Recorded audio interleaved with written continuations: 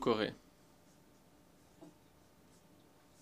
Je donne la parole à son Excellence Penny Wong, ministre des Affaires étrangères de l'Australie.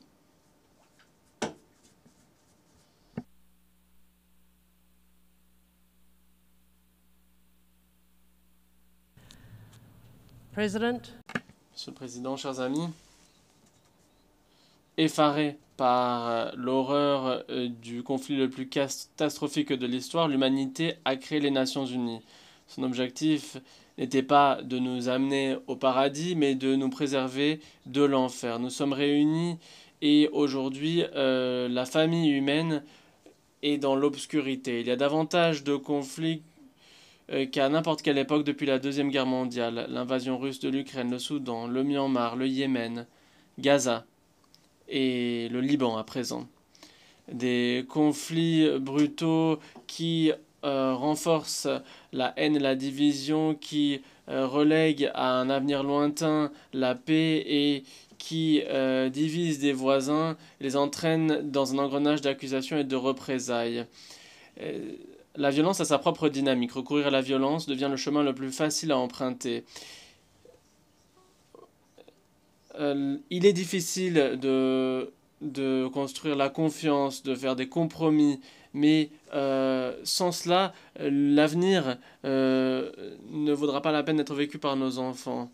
Nous devons nous rappeler pourquoi nous avons construit cette institution. Les Nations Unies, c'est l'occasion pour le monde de se mettre d'accord sur des règles pour protéger les peuples et la souveraineté des nations. Ces règles sont d'autant plus valables en période de conflit. Elles nous permettent de sortir de l'obscurité, revenir à la lumière, à la paix, la stabilité et la prospérité. Peu après notre dernière réunion dans cette salle, Israël a été attaqué par le groupe terroriste du Hamas qui a entraîné la mort de 1200 personnes. Jamais depuis l'Holocauste, autant de personnes juives n'avaient été tuées. Et le Hamas continue à détenir les otages. Cette attaque n'aurait jamais dû être justifiée. Comme beaucoup d'autres pays, l'Australie a imposé des sanctions au Hamas, à ses dirigeants et ses soutiens financiers. Par la riposte d'Israël, plus de 40 000 Palestiniens et Palestiniennes ont été tués, plus de 11 000 enfants. Près de 2 millions de Gazaouis ont été déplacés plusieurs fois, souvent.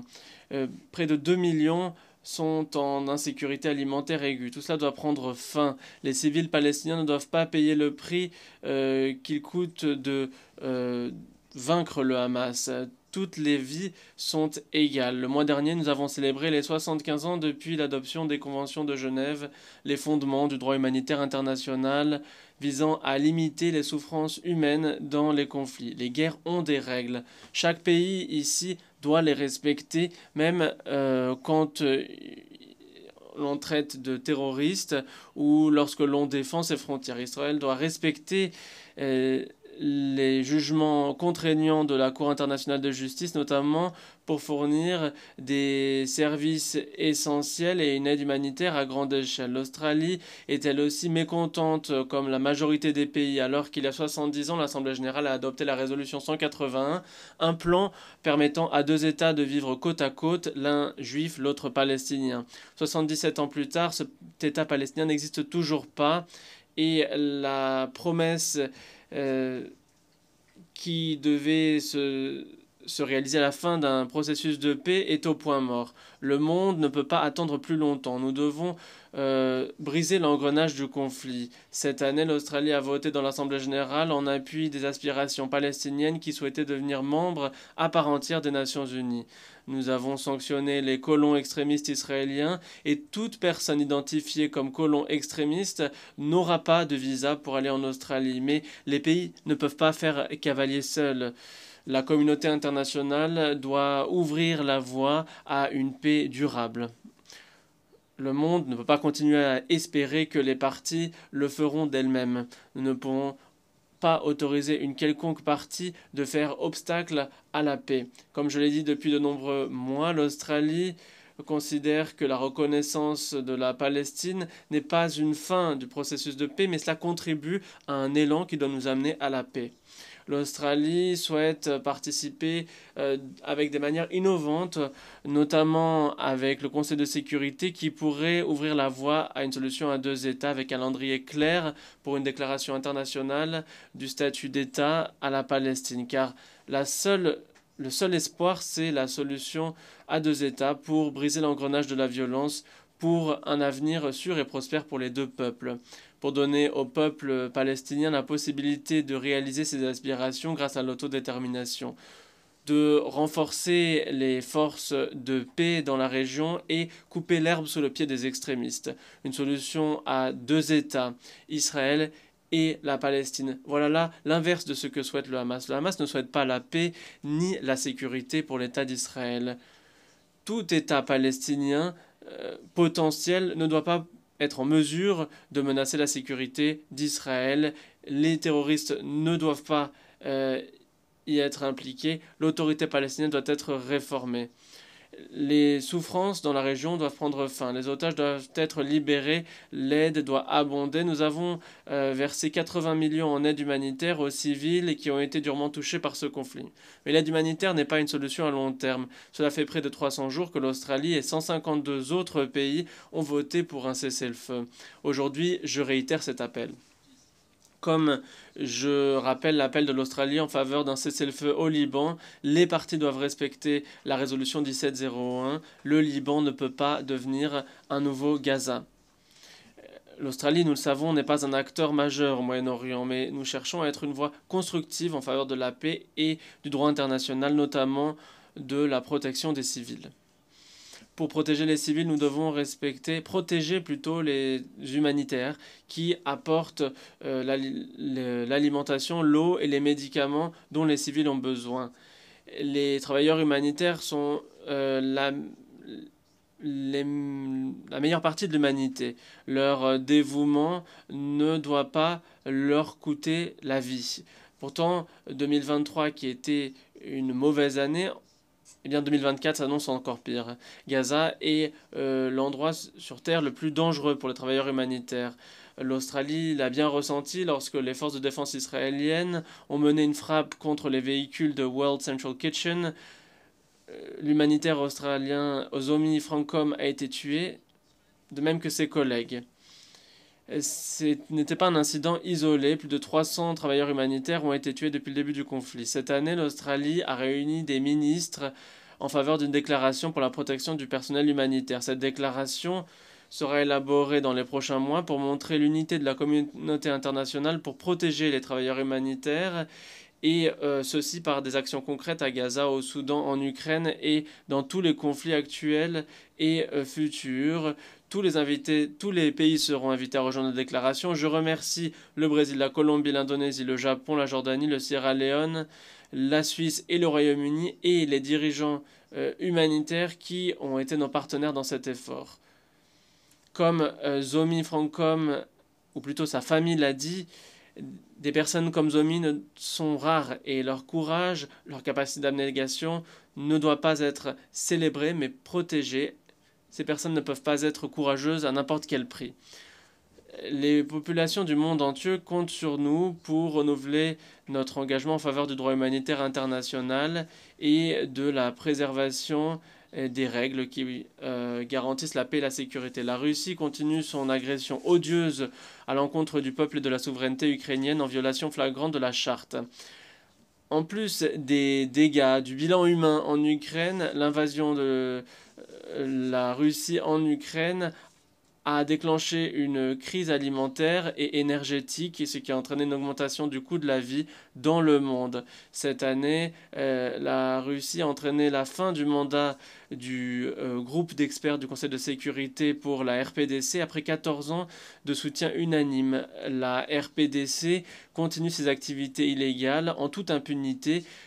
Transfert des armes illégalement à destination de la Russie menace notre région, notamment la République de Corée et le Japon. La Russie partage, nous en sommes préoccupés, des technologies et des informations nucléaires et spatiales avec l'Iran. Les règles sont brouillées, sapées et parfois violées bafouées de manière flagrante. Nous devons défendre ces règles qui nous protègent tous. et qui sont à la base du monde que nous souhaitons. Un monde où l'Australie et les autres pays ont la liberté de décider leur avenir sans ingérence ou intimidation, où nous trouvons des solutions collectives. Et les problèmes évoluent, mais l'engagement de certains États en faveur des règles à la base du système international n'ont pas évolué dans le bon sens.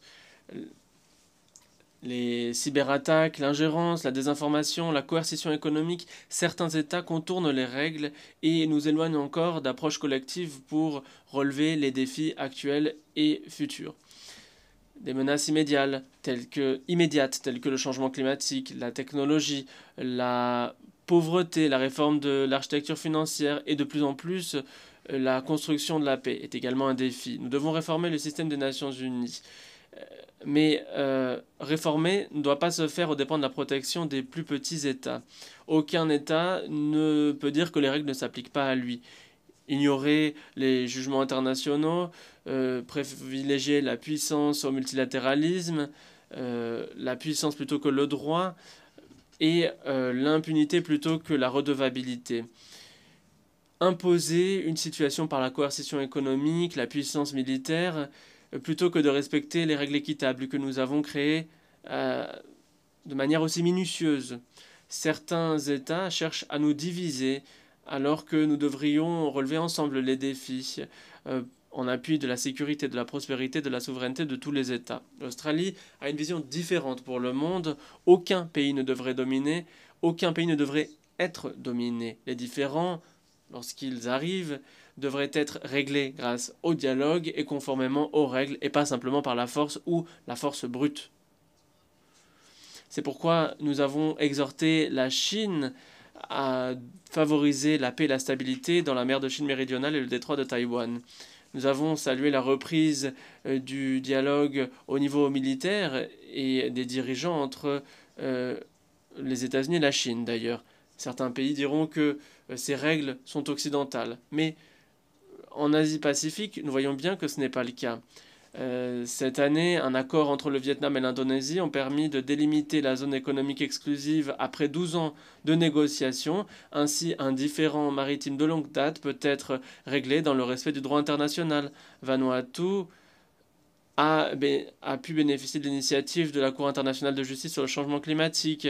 Fidji et les îles Salomon, avec l'accord sur les frontières maritimes, ou encore la baie du Bengale et l'arbitrage qui a permis à des États de régler pacifiquement des différends sensibles et de longue date avec la Convention internationale sur le droit de la mer, ou encore l'Australie et le Timor-Leste qui ont entamé une conciliation contraignante au titre de cette même convention qui ont entraîné un règlement de notre différend sur la frontière maritime. Aux Philippines, il y a eu un recours au tribunal d'arbitrage au titre de cette même convention et il y a eu donc un arbitrage clair sur la mer de Chine méridionale entre les Philippines et la Chine. Ces affaires dans notre région montrent la manière dont le droit international peut être construit, défendu, promu par les États petits et moyens, marqués par des traditions différentes. Ces pays de notre région ont intégré les règles qui nous servent tous et qui contribuent à maintenir ces règles. Ensemble, nous souhaitons un règlement pacifique des différends. L'Australie joue un rôle actif et contribue aux efforts en faveur de l'équilibre des pouvoirs dans la région et dans le monde. Nous briguons un siège non permanent au Conseil de sécurité pour 2029-2030, ce qui témoigne de notre engagement en faveur de la paix et de la sécurité internationale. Le Conseil de sécurité est un fondement de la paix et de la sécurité collective, mais nous devons le réformer. L'Australie souhaite davantage de sièges permanents et non permanents pour l'Afrique, l'Amérique latine, les Caraïbes et l'Asie-Pacifique. Cet organe doit représenter le monde tel qu'il existe au XXIe siècle. Nous devons également réformer l'architecture de construction de la paix et de prévention des conflits qui ne fonctionnent pas. Et ce sera au cœur de notre mandat à venir au sein de la Commission de consolidation de la paix.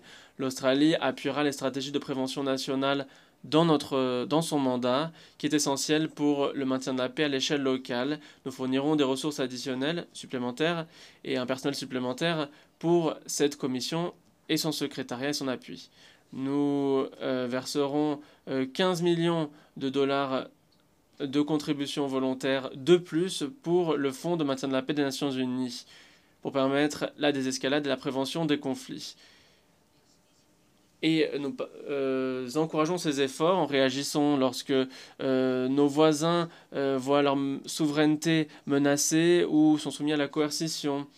Et puis, dans la même veine, il y a eu le Forum des îles Pacifiques ce mois, où nous avons lancé une initiative pour la police dans le Pacifique. Il y a également eu l'initiative pour une fin des essais missiles balistiques des Fidji. Et nous y parvenons en combinant garantie et dissuasion pour que cela ne vale pas le coup de prendre le risque de s'engager dans un conflit. Mais il y a beaucoup plus de choses à faire. Pour qu'une paix soit durable, il faut que l'ensemble de la société soit inclus, les femmes également.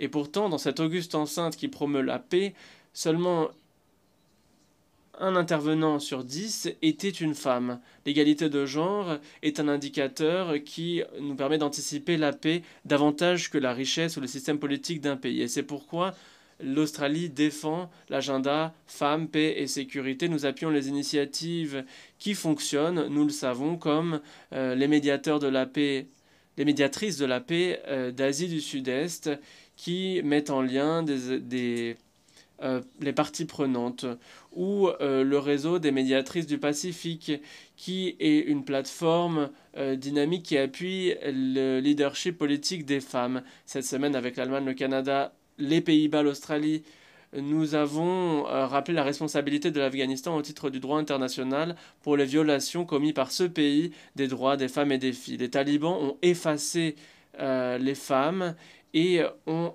emprisonné la moitié de leur population et se sont privés de la moitié du potentiel de leur pays et ont vidé en quelque sorte l'âme et les perspectives de leur nation se sont volatilisées.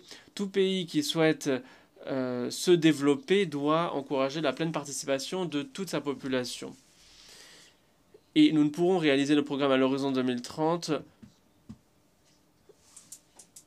sans cela. Et pourtant, nous voyons aujourd'hui que les objectifs de développement durable ne sont pas sur la bonne voie, que les financements sont insuffisants.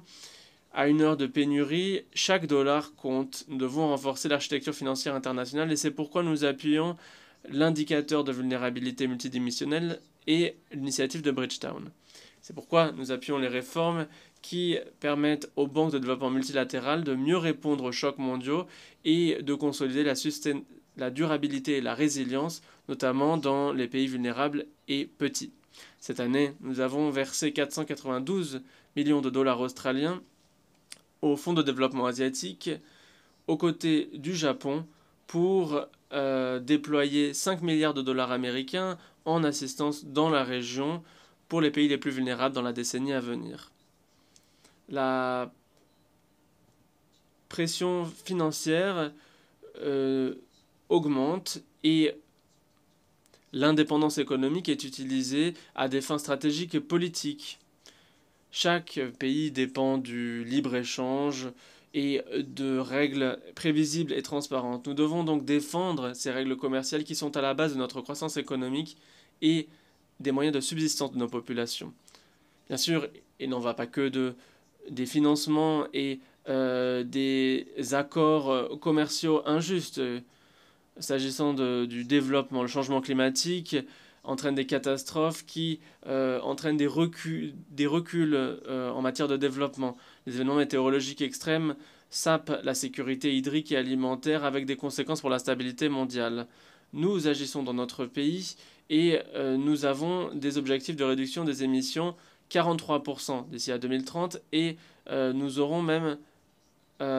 réduirons nos émissions à zéro d'ici à 2050. Nous transformons notre économie avec 82% d'énergie de source électrique d'ici la fin de cette décennie, alors que ce niveau n'était que de 30% l'année dernière.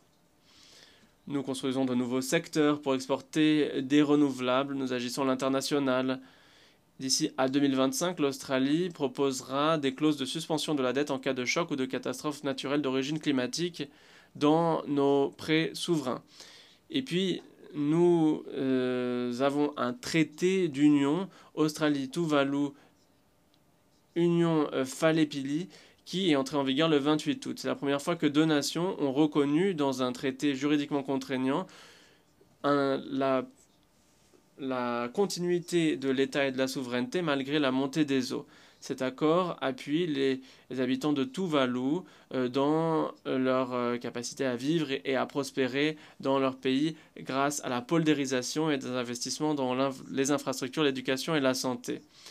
Dans le même temps, ces personnes ont le choix de vivre, d'étudier, de travailler en Australie. La mobilité dans la dignité, ça veut dire qu'il y a un véritable choix qui est possible. Le Pacifique l'a montré et a fait preuve d'une résilience incroyable. Et c'est pourquoi nous souhaitons accueillir la COP31 en partenariat avec les pays du Pacifique. Nous souhaitons montrer que face aux défis mondiaux, nous devons faire entendre la voix des PEID, des défenseurs de nos océans. Monsieur le Président, nous savons qu'avec le changement climatique, la technologie définira le système multilatéral et les objectifs de développement durable pour les décennies à venir. Nous souhaitons que les technologies soient sûres et accessibles et que ce ne soit pas un outil permettant de censurer, surveiller, exclure, diviser.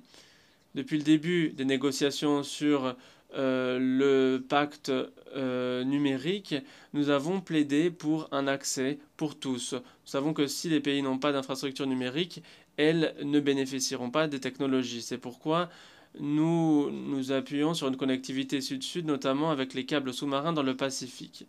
Nous savons que toutes les connaissances ne sont pas nouvelles.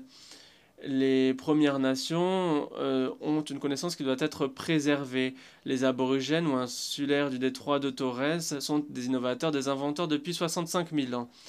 Que ce soit avec l'agriculture, avec les torches enflammées qui sont utilisées pour gérer le pays, ou l'utilisation de pièges à poissons qui sont en pierre dans les rivières et les mers.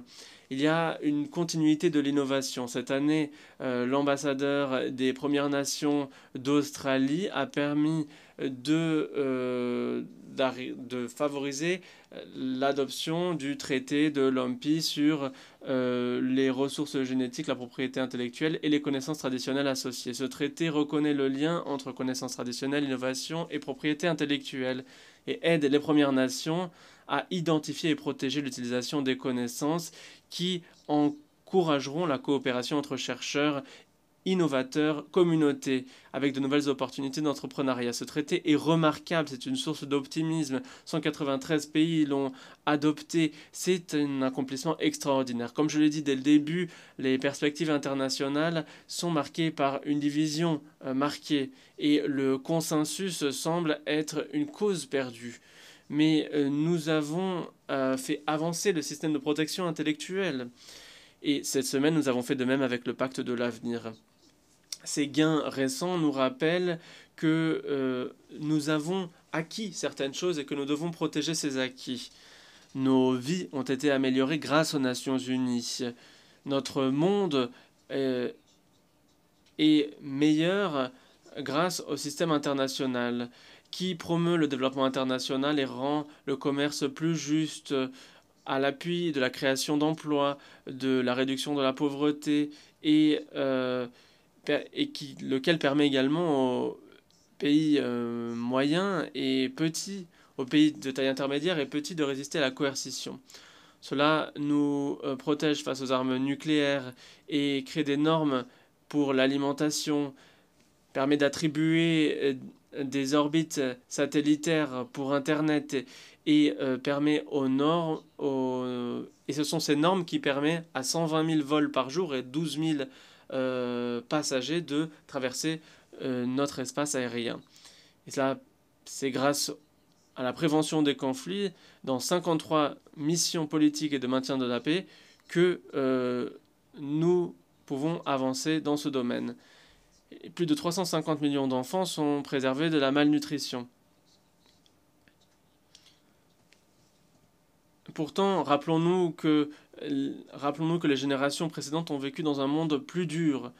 Et donc, nous devons œuvrer ensemble, arriver à un système plus transparent. Nous devons inclure davantage les différentes populations, favoriser l'autonomie collective pour que cette enceinte permette de lutter contre le changement climatique, la pauvreté, la coercition.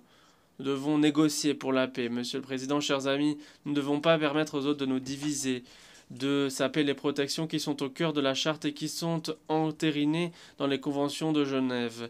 Il nous faut renforcer ces protections dans l'intérêt de tous les États et des civils.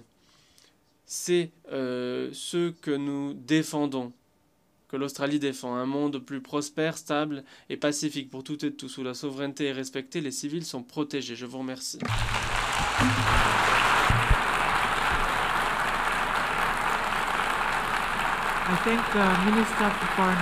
Je remercie la ministre des Affaires étrangères de l'Australie.